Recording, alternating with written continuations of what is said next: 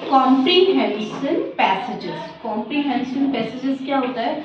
I want to know about your vocabulary, ठीक है, आपकी जो वोकैबुलरी है वो कैसी चल रही है ना। We will discuss some questions and you need to write the answer, ठीक है।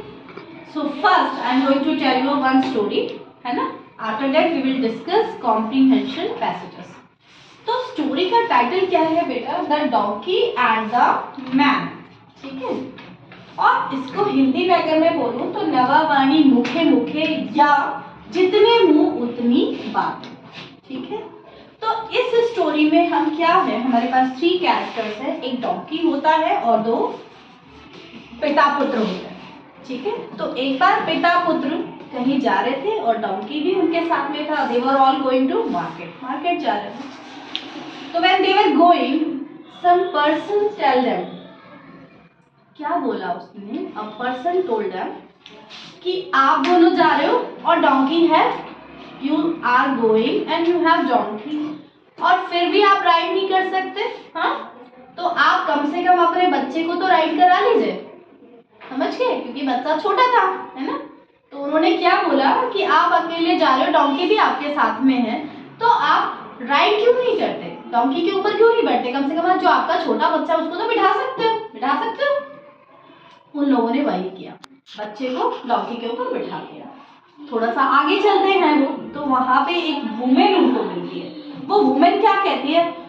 हाउ सरप्राइजिंग कि पापा जो है वो ओल्ड है और बच्चा जो है वो डॉन्की पे बैठा हुआ है। उन दोनों ने क्या किया? बच्चे को भी डॉन्की पे बिठा लिया, दोनों बैठ गए डॉन्की पे, है ना। अब डॉन्की के अब जो वेट ज्यादा हो गया, 2 लोगों को बिठा लिया, है ना। अब थोड़ा और आगे चलते हैं तो उन्हें कुछ लोग मिलते हैं। अब वो क्या कहते हैं कि आप लोगों के अंदर कोई मर्सी नहीं है, कोई दया नहीं है, डोंट हैव एनी मर्सी। आप दोनों बैठे हुए हो और बेचारा पुअर डॉन्की जो है वो आपका वेट टॉलरेट नहीं कर पा रहा है। फिर वो आगे चलते तो उन्होंने क्या किया? दोनों उतर गए डॉन्की पे से, है ना, और डॉन्की को एक लकड़ी के सहारे बांध दिया और उसको लेके चले। ठीक है, बस क्वाइट लाफिंग। अब जब डॉन्की को लेके चले तो फिर लोगों ने वही बोलना शुरू किया कि कैसे फूल लोग हैं, डॉन्की साथ में है, डॉन्की को लेके चल रहे हैं और खुद पैदल चल रहे हैं। तो उन्होंने डॉन्की को फ्री किया और जैसे फ्री किया वो भाग गया। डॉन्की को क्या चाहिए था? भाग गया वो। तो इस कहानी से आपको क्या शिक्षा मिलती है कि आपको अपने दिल और दिमाग की करनी है, अपनी सुननी है, ठीक है। करना क्या चाहिए था? बेटा डॉन्की पे बैठा, इट वाज ओके, ठीक था ना।